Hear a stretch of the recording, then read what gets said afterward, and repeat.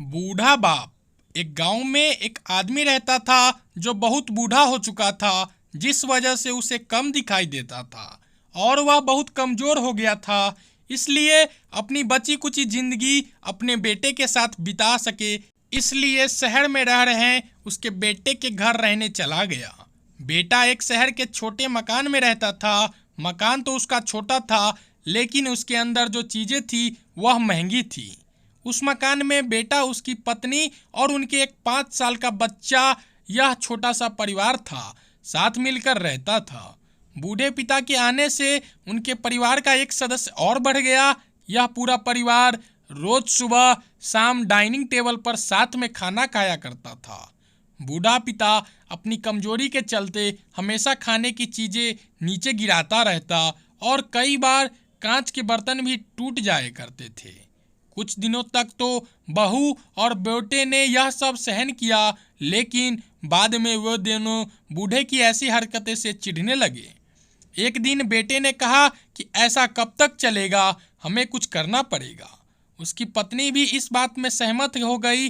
अगले दिन बेटा कहीं से एक पुराना मेज लेकर आया और घर के एक कोने में उसे लगा दिया और अपने पिताजी से कहा कि आप यहीं पर बैठकर खाना खा लिया कीजिएगा।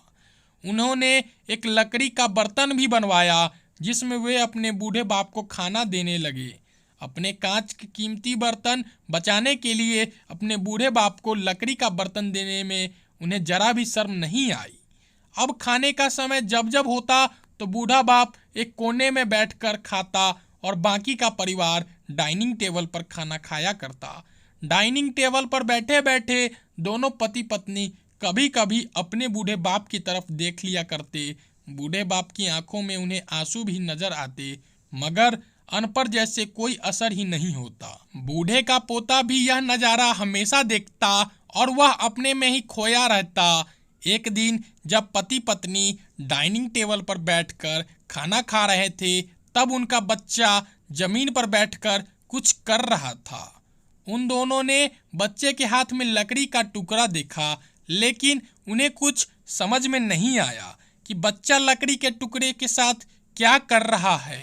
जब बच्चे के पिता ने उससे पूछा कि बेटा आओ खाना खा लो, तुम नीचे बैठकर क्या कर रहे हो, तब बच्चे ने भोलेपन से कहा, अरे मम्मी पापा, मैं आप दोनों के लिए एक लकड़ी का बर्तन बना रहा हूँ, ताकि आप लोगों को जब आप बूढ़े हो जाओगे तो एक दिन मैं खाना दे सकूं।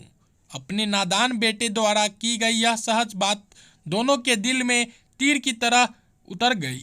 दोनों एक दूसरे का चेहरा निहारने लगे। बिना कुछ कहे ही दोनों की आंखों में पानी आ गया और उन्हें अपने भविष्य की किताब अपने आप के सामने खुलती हुई नजर आई। उन्हें समझ से ज़्यादा देर नहीं लगी कि अब उन्हें आगे क्या करना पड़ेगा।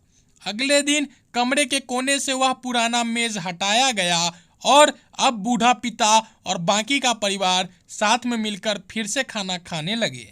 बूढ़े की कमजोरी की वजह से हो रही गलतियां भी अब किसी को नहीं चिढ़ाती थी। दोस्तों, यह कहानी हमें बताती है, हर वह पत्ता जो आज हरा है वह कल सूखेगा और हर वह डाली से नीचे भी गिरेगा।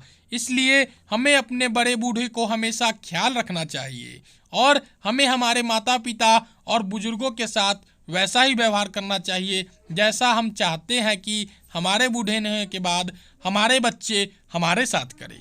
आशा करता हूं कि आपको यह एक बूढ़े बाप और उसके बेटे और उसके परिवार की कहानी पसंद आई होगी और आपको इस कहानी से ज़रूर कुछ सीखने को मिला होगा। ऐसे ही हर रोज़ एक नया कहानी देखने के लिए हमारे चैनल को सब्सक्राइब कर दें।